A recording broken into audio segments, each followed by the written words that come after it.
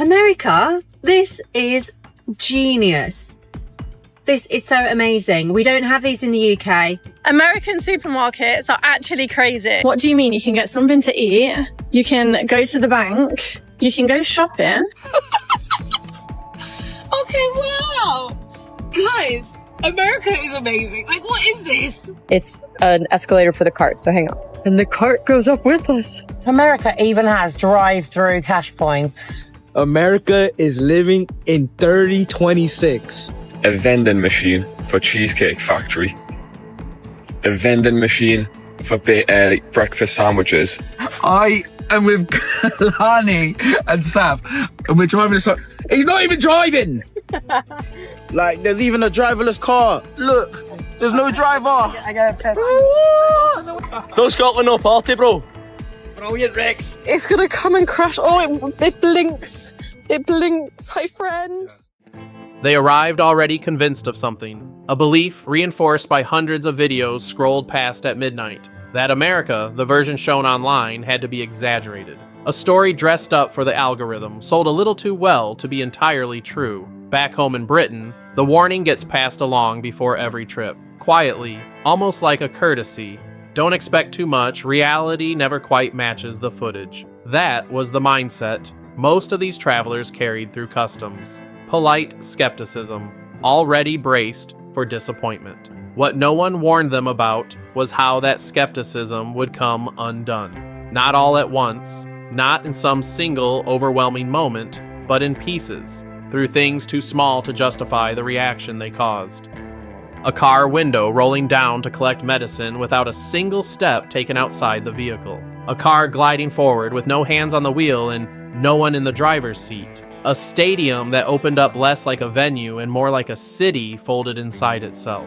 One detail at a time, the thing they'd been told was exaggerated started arriving in front of them, close enough to touch, impossible to argue with. And at some point in the trip, the question changes entirely. It stops being whether any of this is real and becomes something quieter, harder to shake. How do you go back to a life that doesn't have it? That's the arc this video follows. From the doubt they carried on the way in, to the version of themselves standing at the airport on the way home, not quite ready to leave.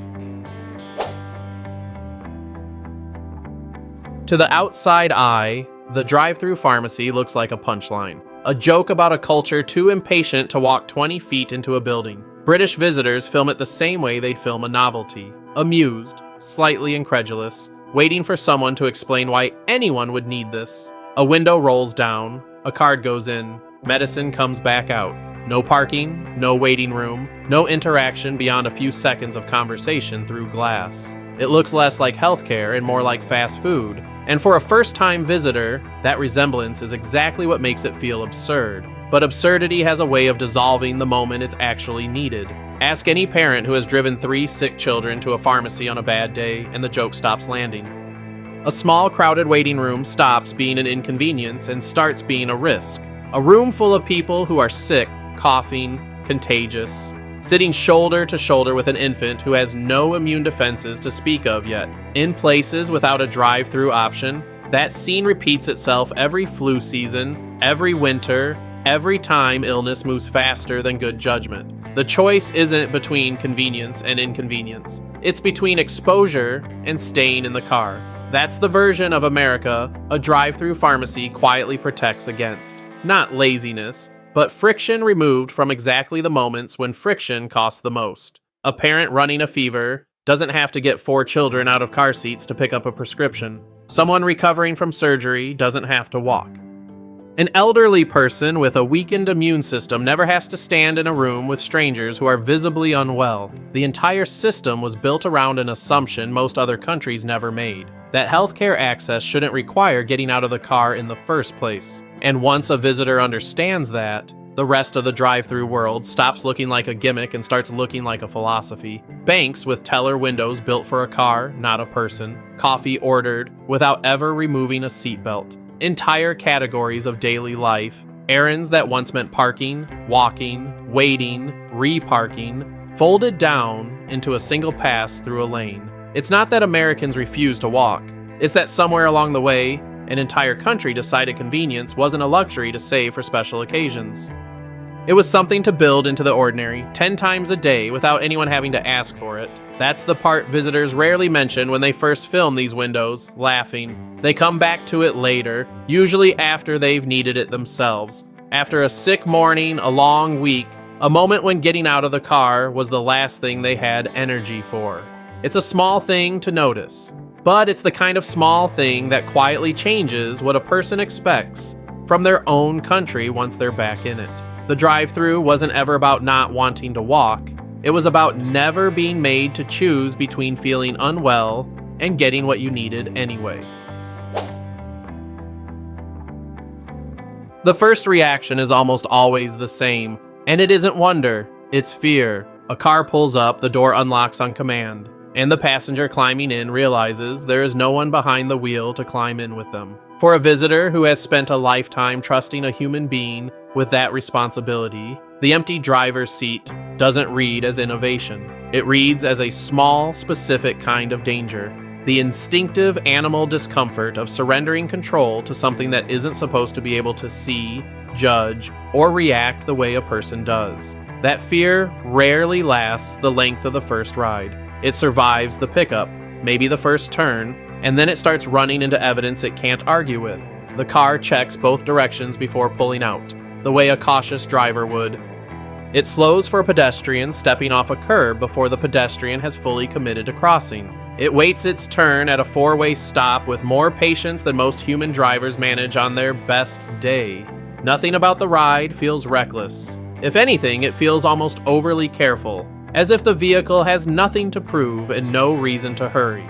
By the end of the trip, something has quietly flipped. The passenger who gripped the door handle at the start is often the same one filming casually by the finish, more relaxed than they were in the human-driven taxi that brought them from the airport. That shift matters, because it isn't really about the technology succeeding. It's about a specific kind of trust being placed somewhere it had never been offered before, and holding.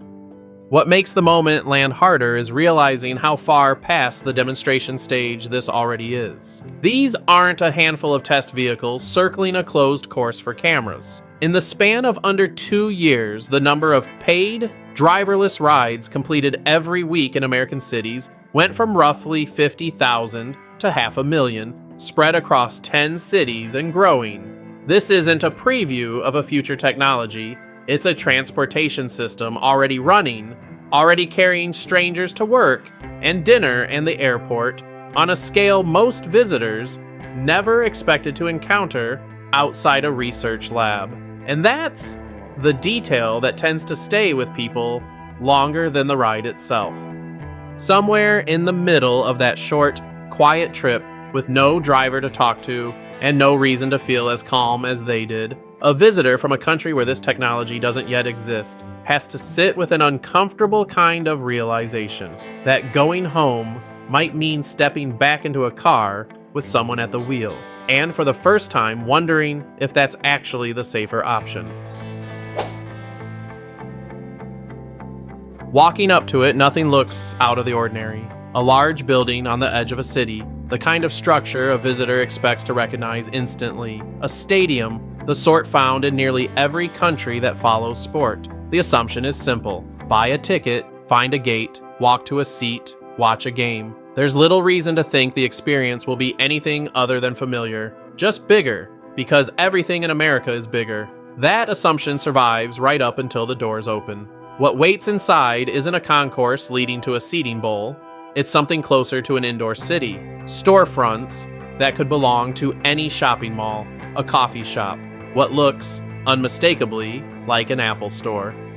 Wide, polished walkways that feel more like a train station than a sports venue, with enough space and enough to do that a person could spend hours inside without ever once thinking about the game they came to watch. For a visitor used to stadiums built purely to hold a crowd and point it toward a field, the disorientation is real. It stops feeling like a sports venue and starts feeling like a destination that happens to have a field attached to it. That reframing is deliberate, even if most visitors don't clock it as design. American stadiums haven't been built as containers for a game in a long time. They've been built as environments people choose to spend an entire day inside, win or lose, rain or shine, game or no game.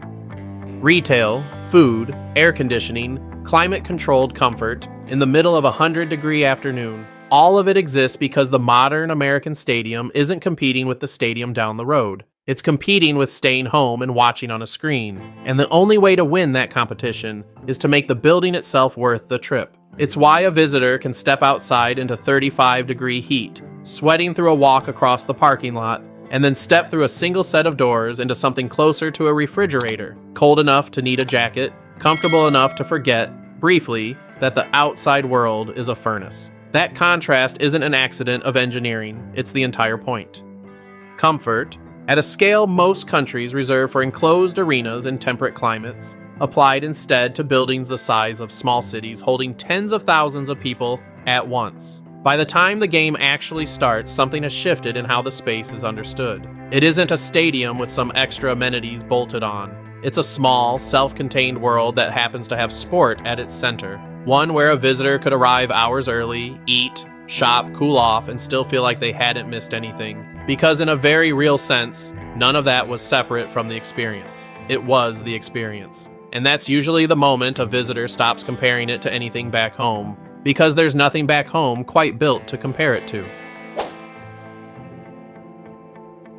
By the time visitors spot one parked outside a stadium or idling at a red light, the Cybertruck has already done its job. Heads turn, phones come out. There's a specific kind of stunned laughter that comes from seeing something that looks like it drove straight out of a film set and onto a public street. Angular, armored, unmistakably unlike anything else on the road. For most British tourists, the reaction isn't analysis. It's simple, uncomplicated want. They ask to sit in it. They ask how the tailgate opens. More than one has said, half joking, that they'd take one home if they could. That's usually where the story would end in most travel clips. Admiration, a few jokes, a photo, and a drive-thru order to go with it. But this is one of the rare moments where the fascination runs into a wall that has nothing to do with price or availability.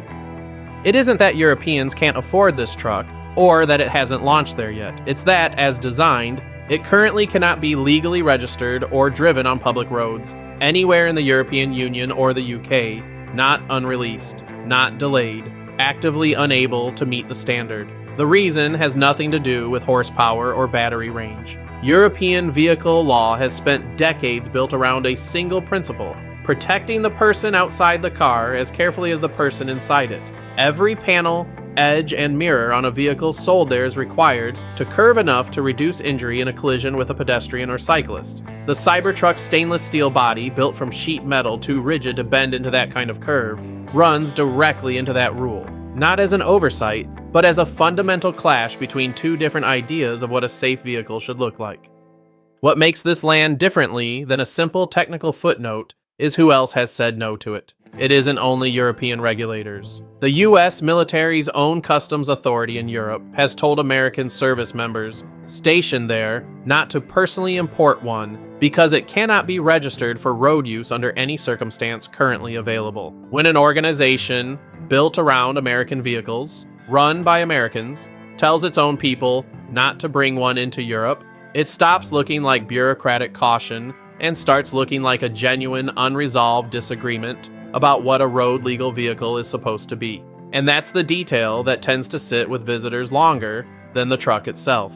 It isn't a story about America being ahead and Europe struggling to catch up. For once, it runs the other way. It's one of the very few things they saw on that trip that they couldn't simply admire and then quietly hope would eventually arrive back home. This one, they already know, isn't coming. And there's something almost fitting about that. A piece of the trip they don't get to take with them. A small reminder that not everything built wide open in America is built to travel. Nobody expects to feel anything about a delivery robot. It's a machine, roughly the size of a cooler on wheels, moving at a pace slower than most people walk, blinking its way down a sidewalk with a bag of food strapped inside. The first time a visitor sees one, the instinct is to laugh. It looks harmless, almost comical, like something built for a theme park rather than a neighborhood. A novelty act, not infrastructure. Someone films it the way they'd film a street performer. A curiosity to capture and move past. Then it does something no one expects a machine like that to do. It waits at a crosswalk. It looks or appears to look both ways before crossing, timing its movement to a gap in traffic the way a cautious pedestrian would.